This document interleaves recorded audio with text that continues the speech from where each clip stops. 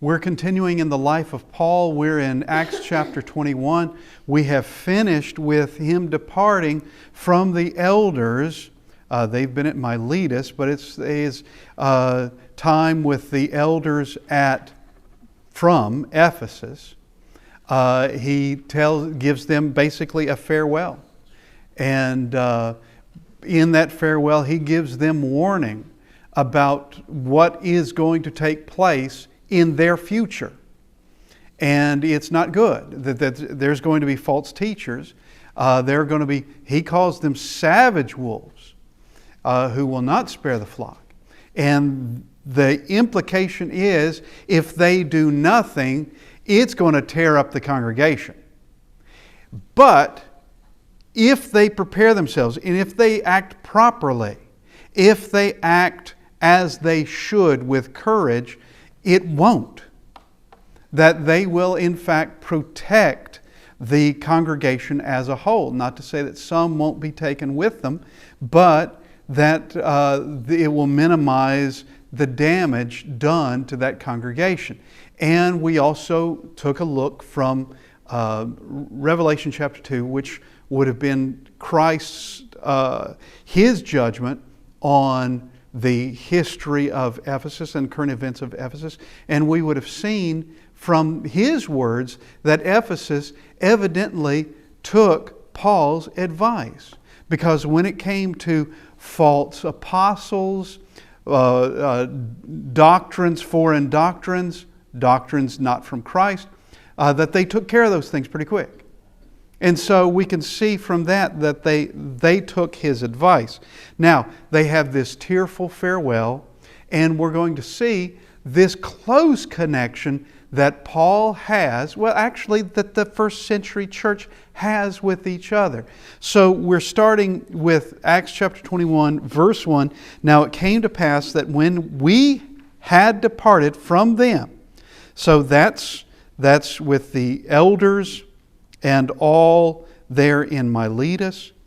When we had departed from them and set sail, running a straight course, we came to Kos, and the following day to Rhodes, and from there to Patara. So they're sailing now. So we go from Miletus to Kos. That's about 45 miles. Okay, the following day they came to Rhodes. That's an additional 60 miles. Then Rhodes to Patara. That's an additional 60 miles. So this is going pretty fast-paced, because he's on his way to Jerusalem and wants to get there in time for the Passover. And as we discussed, it's not to observe the Passover. It would be to have the greatest audience there that he could have, to maximize the amount of people that he could be teaching and that the church could be teaching.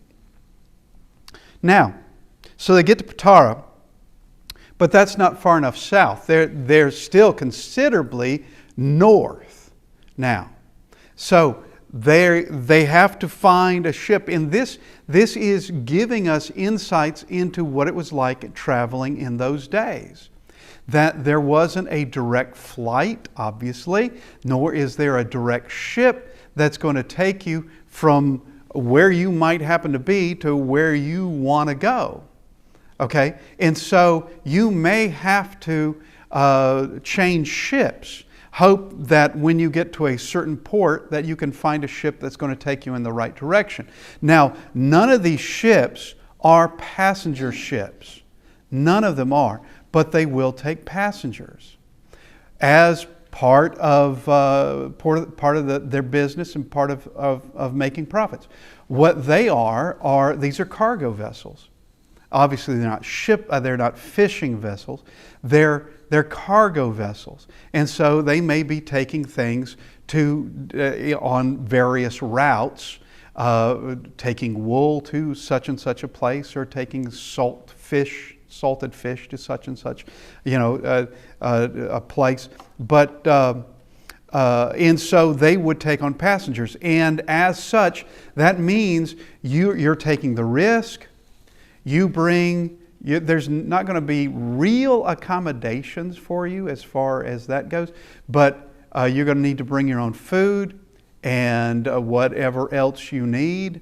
It's all going to be on you. And you stay out of the way. That's what you have to do. This is a working vessel. You have to stay out of the way. And need to kind of let the sailors do what they're supposed to be doing. So they now, verse 2, and finding a ship sailing over to Phoenicia, we went aboard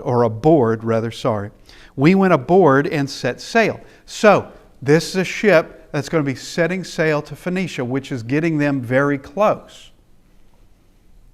And they're going to be within. I mean, you could walk from Phoenicia to Jerusalem. It's going to take you longer, but they're not going to do that.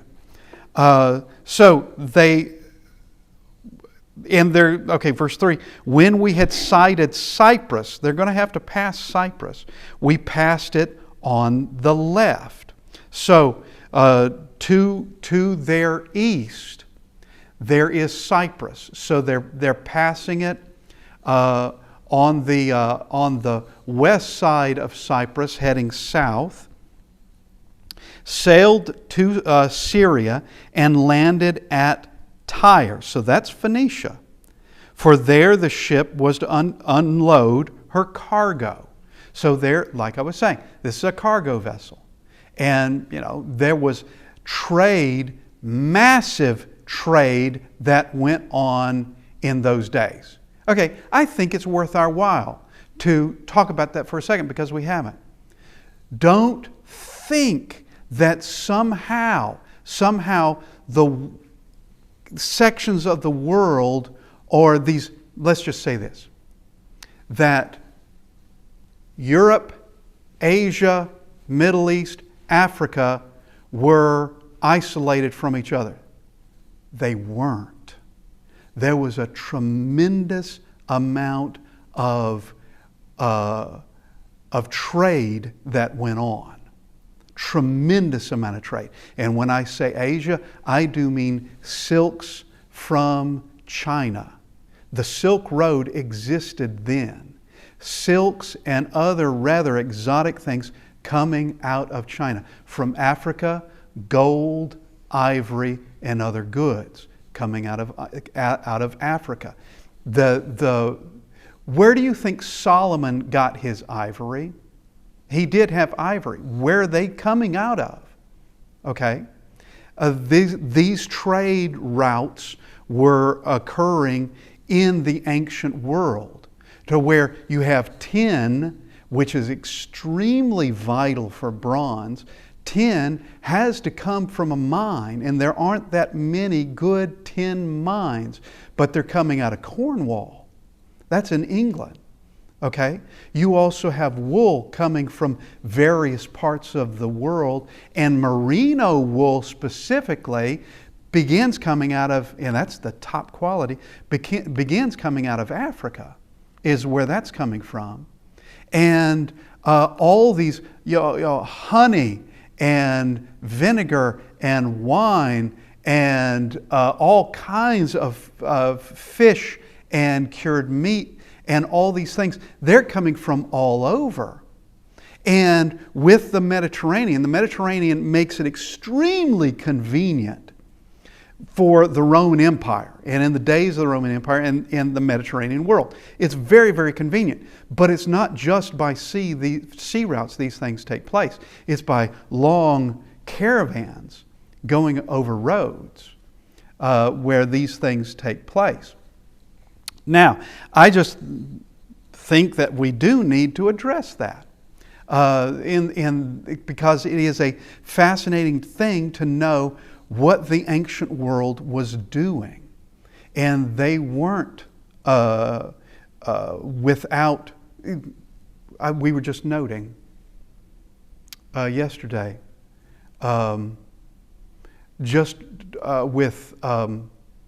with Nathan, I was looking through an old book, and it was Treasures of Tutankhamun. And of course, that's King Tut and his tomb. And he noted a particular design on a scabbard. And he said, as Nathan, he said, that's not Egyptian design. I said, you're right, that's not. That looks like it came out of central, not Central Asia, but more of the Eurasian steppe, where that came out of, like around the Black Sea. It looks like designs out of there.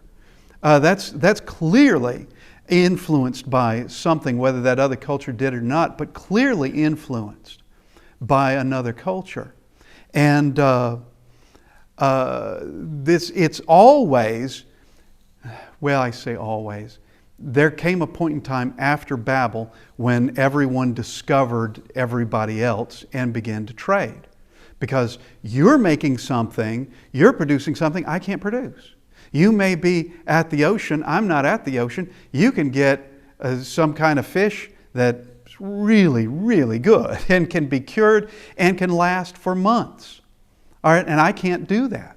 And so there has been trade going on for centuries, many millennia. Now, obviously, there are places that are remote because of mountains, because it's an island way off somewhere where they don't get to trade very much at all. But in the Roman world, in the first century world, there was a lot of trade. Now, they unload the cargo, Paul doesn't, but they unload this cargo in Tyre. All right, so what happens in Tyre? Verse 4, and finding disciples, we stayed there 7 days. They told Paul through the Spirit not to go up to Jerusalem. Now, that's been happening. And Paul had told the elders at Ephesus, from Ephesus, that this is what's been happening. That wherever he goes, he is being told not to go to Jerusalem. Now, there is a church has been in Tyre for quite a while. The church has been there. And so it's easy to find the disciples there. They stay for a bit. And finding disciples, we stayed there 7 days. So they're there for a week. And they tell Paul through the Spirit not to go to Jerusalem. So, in Acts chapter 11, verse 19, I knew I had it in these notes, we see where the church begins in Tyre in Acts chapter 11. In Acts chapter 15 and verse 3, Paul and Barnabas visited the church then. So, Paul's not a stranger. In Acts chapter 15, he's been there. So, he's not a stranger. There would be people alive, just like Paul's still alive, and Barnabas would still be alive at this point, but Barnabas is not with him, that they'd recognize Paul right off. Now, verse 5. When we had come to the end of those days, we departed and went our way, and they all accompanied us with wives and children till we were out of the city, and we knelt down on the shore and prayed. This is the closeness of it. Now the church at Tyre, could not have been as close to Paul as the elders at Ephesus, because he stayed in Ephesus. He never stayed in Tyre, not for very long. He visited. But he had gone through a lot with the church there at Ephesus. Of course, the riot and all of that. Plus other matters that we don't even know about, but are alluded to when he speaks to them of the plotting of the Jews. Things that they would have known about, but we don't. We just get these hints at it. Now, what we want to note is how close they are. That there is a genuine love for fellow members of the church. That they go to the edge of their city, walking with him. Okay, now he's about to set sail. Walking with him, they can't do that. But they... and so they knelt down on the shore and prayed. And this is men, women, and children. They've gone there with him. Now verse 6. When we had taken our leave of one another, we boarded the ship, and they returned home. Okay, so he's going to be sailing south down the coastline, and they're going to be going to end up in Caesarea. And when we had finished our voyage from Tyre, we came to Ptolemais, greeted the brethren, and stayed with them one day. So here, wherever they go, they are met by brethren. They go and they greet the brethren, and they stay with them one day. Verse 8. On the next day, from Tyre to Ptolemais is 25 miles. So that's an easy trip, provided the weather's good, by ship. Easy. Verse 8, on the next day, we who were Paul's companions departed and came to Caesarea and entered the house of Philip the evangelist, who was one of the 7, and stayed with him. Okay, now, I want to first address the first part of this. All right, so they're going from Ptolemais to Caesarea. That's 30 miles. Once again, an easy trip by sea. You can do that in a matter of a couple of hours in ideal situations. All right, nothing great about that. Now, it would have taken more than one day to walk it, unless you're just on a forced march. But it would be easy by sea. And Caesarea is northwest of Jerusalem, and it's on the coast. Now, here's the thing I want, which can bring about some confusion, because it's a misrendering. We who were Paul's companions departed and came to Caesarea, which leads the idea that Paul's not with them. But that is a bad rendering. It should read, on the next day we departed. That's the way it should read, that Paul is with them. And it becomes very evident that Paul is with them. Okay, because what's about to happen. And so it would seem like, well, that was a strange way to put that sentence. Well, it should not have been rendered this way. That we departed and came to Caesarea. Now, we entered the house of Philip the evangelist. Now, the last time we saw Philip was in Acts chapter 8. This is the Philip that is a single man at that point, and he goes to the villages, the cities of the Samaritans, and preaches there. And it is very successful. And then you have apostles coming down, Peter being one, and they help out. And of course, it is Philip who is called to go meet the Ethiopian eunuch as he's on his way home. And this also is proof there's a lot of travel in those days. Okay? And I wish I remember the name of the kingdom he was probably from, because it had a name to it. And I doubt I'll remember it at this point. But it was a very powerful kingdom in the first century that was in that area of Ethiopia, and a significant, wealthy place. And I'm not sure I'm going to be able to get it right. At any rate, Philip, the last we see of Philip is he leaves the Ethiopian eunuch. The Ethiopian eunuch is now rejoicing because he's saved.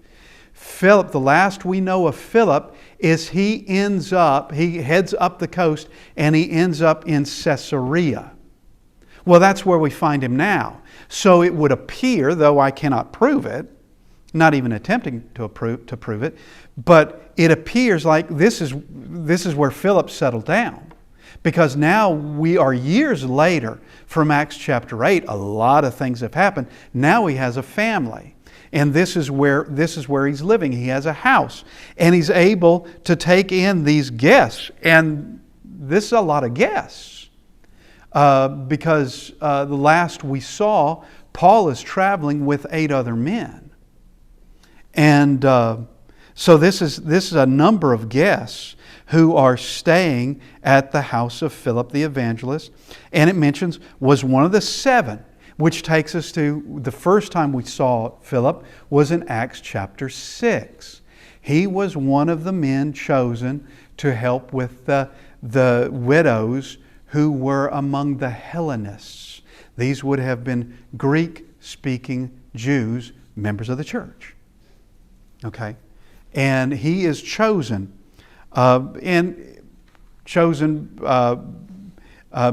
For those qualifications that were given there in Acts chapter 6.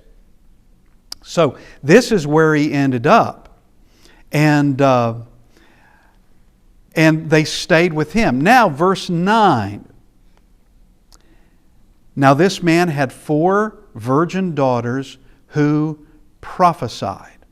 Okay, we want to address this. Now, is this the sum total of his children? We don't know that. It doesn't tell us how many sons he may have. It doesn't tell us how many other daughters he may have. But we do know he has 4 daughters. They are unmarried at this point in time, and they prophesied. Well, is that an unusual thing? No, it's not. It is a thing. All we have to do, first off, is go to Acts chapter 2, where we're told this is going to be happening. Verse 17. Peter, in Peter's speech in Acts chapter 2, we're not going to study this speech, study his sermon. But there's a pattern that's in the sermon. First off, he says, this is not what it is. Then he will say, but this is what it is. All right? First, in part of that is the mockery that these men are drunk on new wine. And he says, no, that's not what this is. What you're witnessing at this point in time, at this very moment, is a fulfillment of Joel chapter 2. And it shall come to pass in the last days, says God, that I will pour out my spirit on all flesh, and your sons and your daughters, your sons and your daughters shall prophesy. All right? Your young men shall see visions, your old men shall dream dreams. So this is nothing extraordinary in the fact that we've already been prepared for this. And who knows how many other women or unmarried, whether married or unmarried, prophesied. We don't know. But we could look at Huldah. We could also look at Deborah. All right, this is nothing new. And the fact that Elizabeth can speak the things that she spoke when Mary and the unborn Jesus enter into her house. She is saying things that are inspired. They're not just her spontaneous words. Those are inspired words given. So, were there women prophets? Yes. Yeah. There were. That was a thing.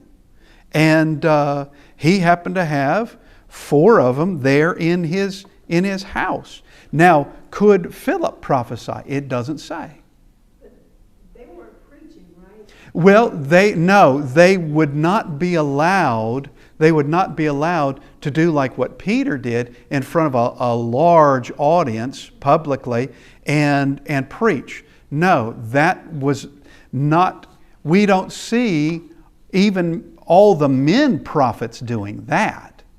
We don't even see all of them doing that. But no, they would not have been, that would not have been proper for them to have done that. But for the sake of one-on-one, or for the sake of something that is necessary for this moment of prophesying something that God has given them. And they would have to prophesy. They would have to do that. Now, let's just show this. The ladies, Mary Magdalene being one, but the ladies who went to the tomb, it's Sunday morning. They went to the tomb, they find it empty, they do find Jesus, and Jesus says, "Tell my brethren, tell them that I am raised from the dead." Okay? Now that's the announcement that the resurrection has occurred. No small thing, that's no small event. All right, the thing that he said was going to occur that they didn't believe was going to occur, let's just face it, they were trying to make it into something else when clearly it was cut and dry. And on the third day, I'll be raised from the dead. Okay. Third day, he's back. He gives them that message. Those ladies, go tell them what has just occurred. Go tell them. That's the announcement that the Christ has been raised from the dead. They were the first ones to be given that message and the first ones to do it. They could rightfully do that. They could rightfully do that, but not necessarily inside, inside a worship service, but just by way of one person giving good news to another person. There's nothing wrong with that. Or in an environment where no one really has the authority here whatsoever, in just giving that information out. Giving that information, which is what these daughters could obviously do. They could do it. And if they can prophesy, that means, all right, we know in part, we prophesy in part, they would have something in part that others wouldn't have. They'd have something. Now, verse 10, and we stayed many days. All right, now, they've been in a rush in other places. They stayed a week in Tyre. Okay, that's slowing down a bit. He didn't want to go to Ephesus because he was in a hurry. Therefore, he calls the elders to come to him. Obviously, he thought if he went to Ephesus, he would just be delayed too much for whatever reason. But now there stayed many days, which I would take to mean is more than a week. But what are many days? Why stay so long? And I will tell you, because they could stay this long. Because really, this is the last hop. The next place is Jerusalem. Now it's going to be 50 some odd miles from here. Okay, so it's going to take a few days of walking. But they know how long that's going to take. They've done it before. This sort of thing would be common.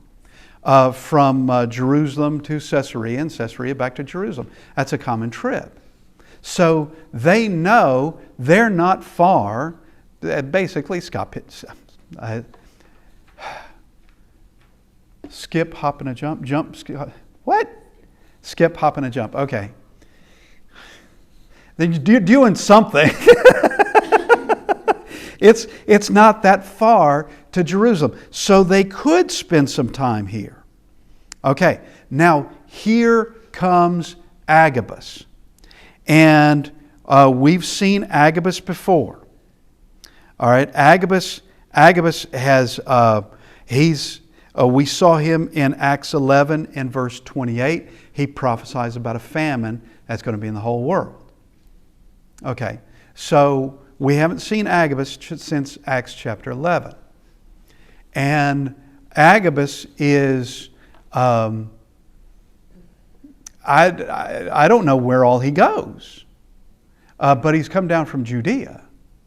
And he is a prophet, which means he's a member of the church, obviously. And we stayed many days, as we stayed many days, verse 10, a certain prophet named Agabus came down from Judea. Now, what Agabus is going to be saying is what the people there at Ptolemais,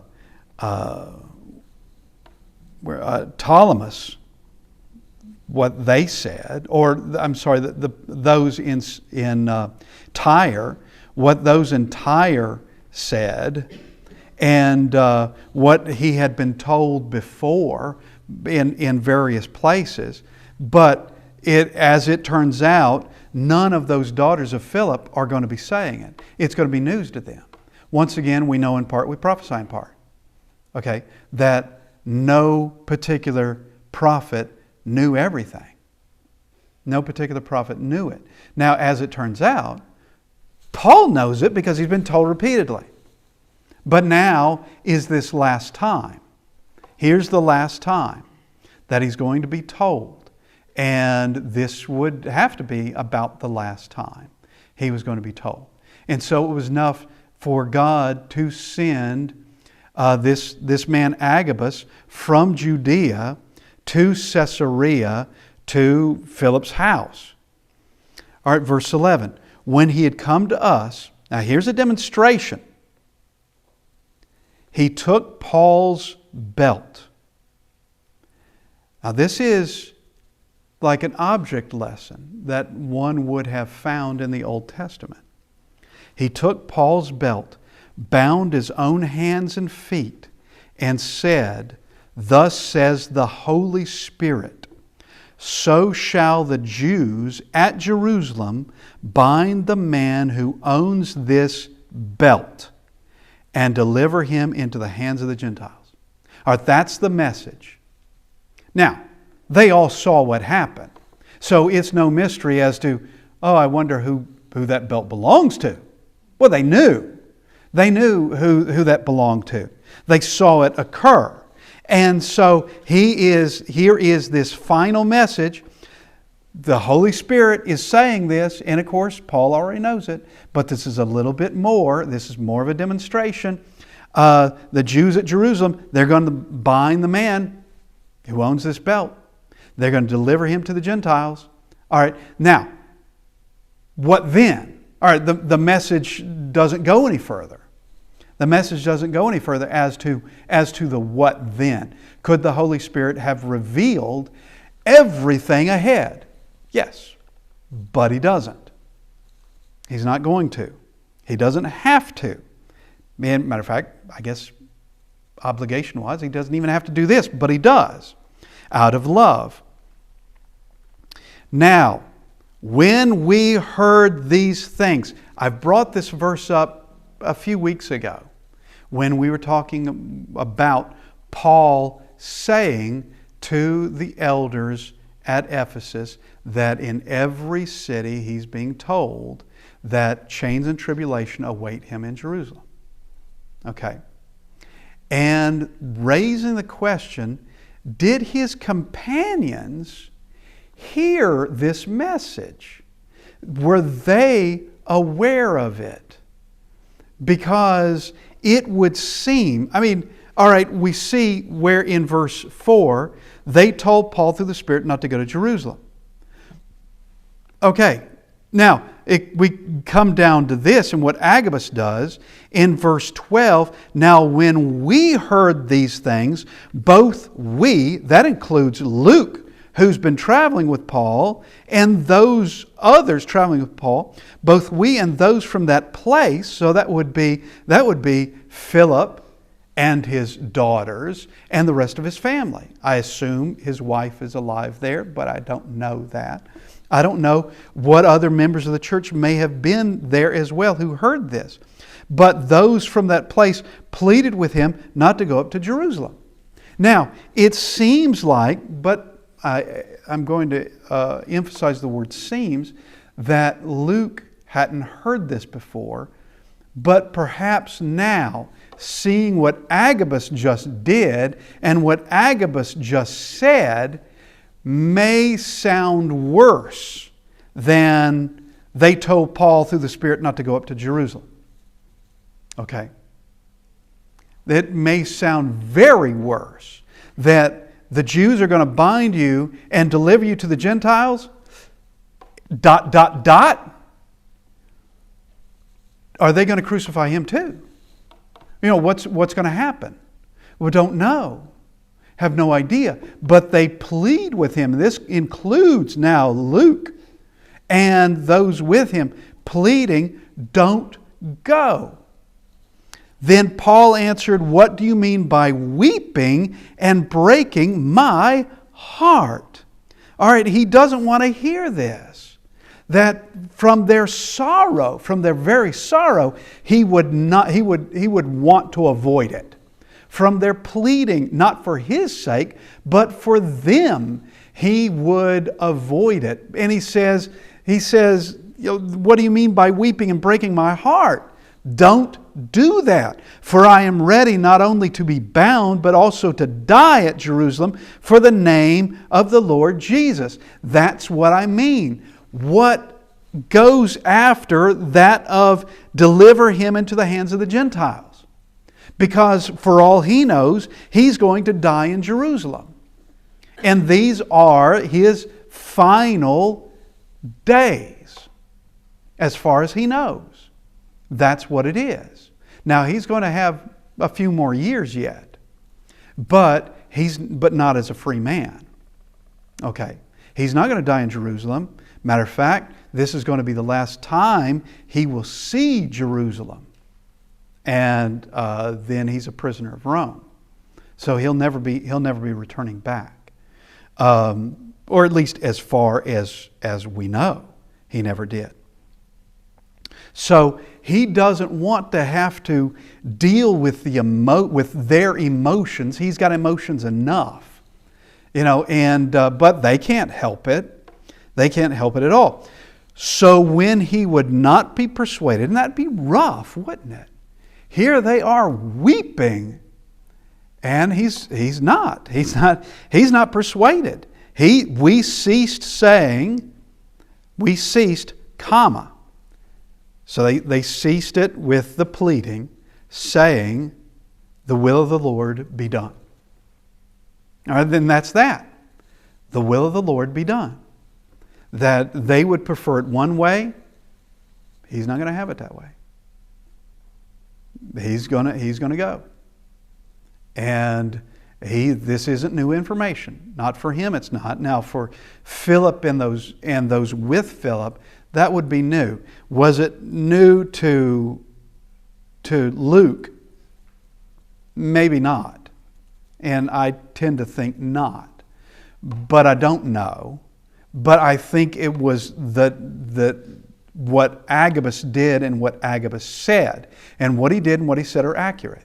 But it could have been because of that it just changed the perspective of things, of chains and tribulation. Well, Paul sees chains and tribulation all the time. All right, that's what he told the elders from Ephesus. All right, well, he sees that all the time. So that's nothing new. But this sounds like something new. Well, it is something new, but it's not death yet. And it's certainly not death in Jerusalem. And so, all right, they just say, the will of the Lord be done. And after those days, we packed and went to Jerusalem. All right, they made their preparations and went to Jerusalem. Now, it's going to take a little bit of time to get there. But they know how to measure it.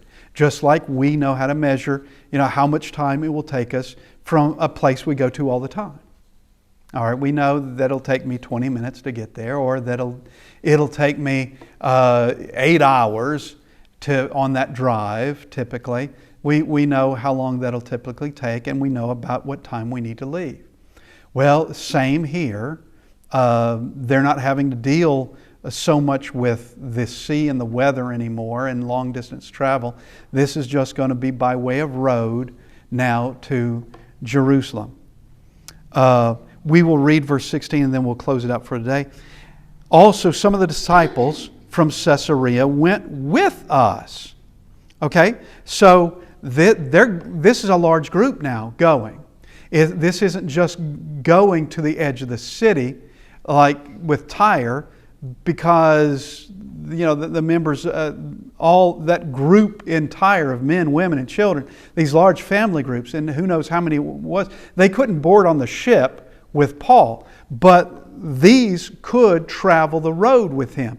So the disciples from Caesarea went with us. So presumably that is Philip and his family and other members of the church. They went with us and brought with them a certain Mnason of Cyprus, an early disciple with whom we were to lodge.